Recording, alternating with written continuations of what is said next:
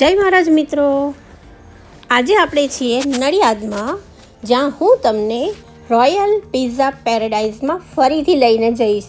જી હા મિત્રો, પહેલાં પણ આપણે એમનો વિડીયો મૂક્યો જ છે રોયલ પિઝા પેરેડાઇઝનો.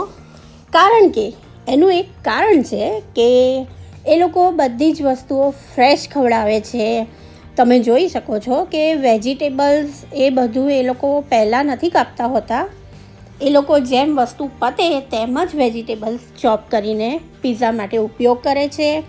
ડો પણ એમનો એકદમ ફ્રેશ હોય છે, માટે આપણે ત્યાં જઈએ તો આપણને ખાવાની મજા પડી જાય.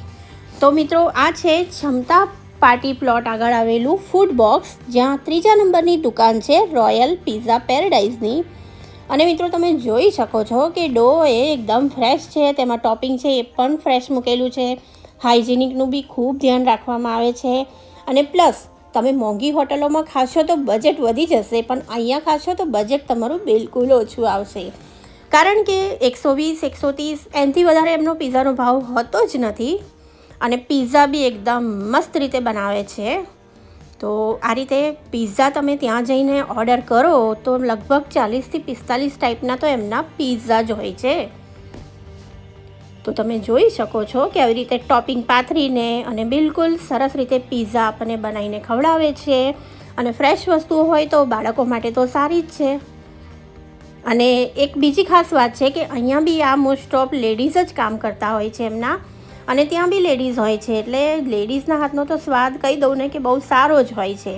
અને બીજું એમ કે વિડીયો મારે ફરીથી લાવવાનો મતલબ એ છે કે આ વસ્તુ એટલી સારી છે કે હું તમને રિકમેન્ડ કરું છું કે તમે આ પિઝા ચોક્કસથી જઈને ત્યાં ખાજો.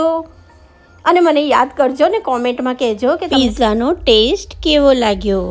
અને સાથોસાથ બની રહ્યા છે તેમના પિઝા પોકેટ રોલ. તમે જોઈ શકો છો કે તેમાં પણ બધું ફ્રેશ જ વાપરવામાં આવ્યું છે. અને એમના pizza, garlic bread, pizza pocket એ બધું જ એટલું બધું મસ્ત હોય છે ને કે ખાવાની ત્યાં મોજે મોજ પડી જાય છે. અને આ બધી વસ્તુઓમાં તેમની માસ્ટરી પણ છે. તો એકવાર તો જરૂર અચૂકથી મુલાકાત લેજો રોયલ પિઝા પેરેડાઇઝમાં.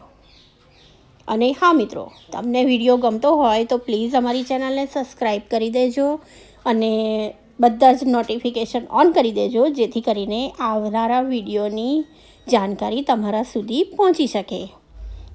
તો ચાલો મિત્રો, હવે આપણે મળીશું નવા વિડીયોમાં કંઈક ફૂડની ટેસ્ટી નવી જાણકારી સાથે જ. આવજો.